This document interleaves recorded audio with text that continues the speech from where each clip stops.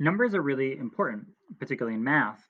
As we think about numbers, we want to be thinking about them in many different ways and want to show the different ways that we can represent or show them to somebody else. So, in this activity, what we're going to be working on is how we can show that number in as many ways as we possibly can. And let me demonstrate that for you. So, take for example this number 257. Right, we know that it's got three digits in it. We have a 2 in the hundreds place, a 5 in the tens place, and a 7 in the ones place.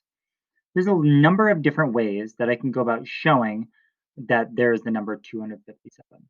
The first one is our number form. That's probably our most common. It's just writing the number.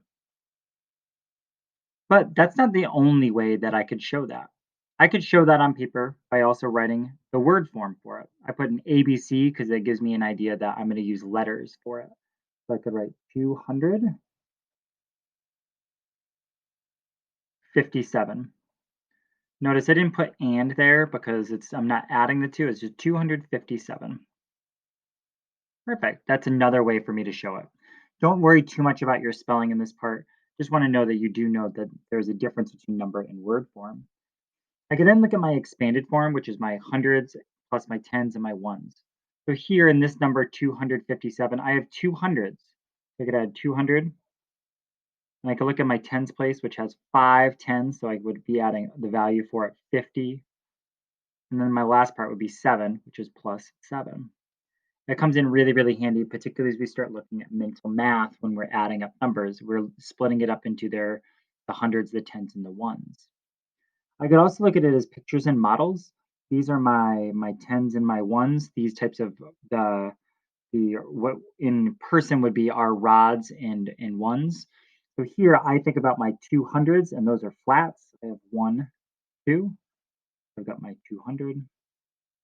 And I've got here 5 of these 10s, so 1, 2, 3, 4, 5, and I have 7 of these ones, and I could come down here and go like this. Again, I like to organize mine so that I have them in like a 10 frame.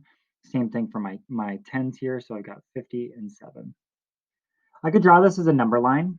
Now, this is 257, and I don't want to have to draw 257 little lines. I also can't just put a 0 in a 257. I have to show whereabouts this would be if I were to create a number line.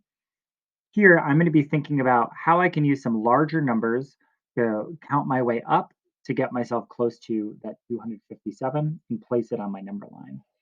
For me, I'm going to start with my 0. After I do that, I could decide to go by 50. I'm going to go by hundreds here. You could even go by tens or something smaller if you wanted.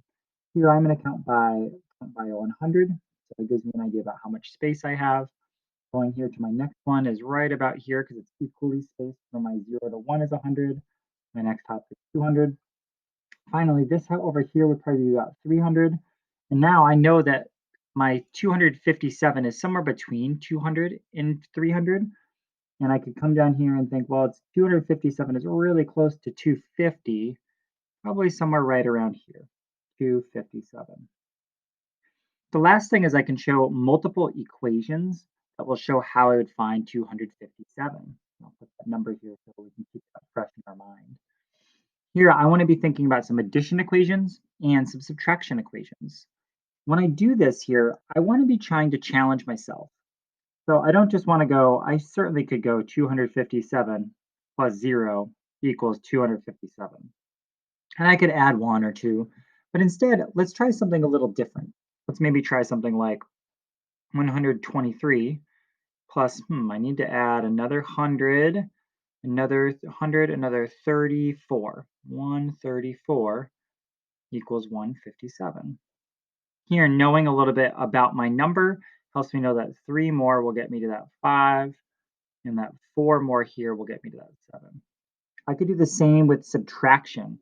I could do that over here where I might say something like maybe 500, and I could take away, if I take away 200, I'm at 300, and I take away another 50.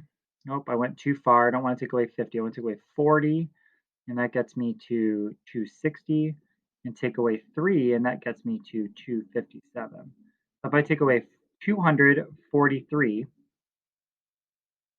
243, that will get me to 257. Again, trying to think about that in many different ways. As you're working today, I want you to be thinking about how it is that you are going to show your number.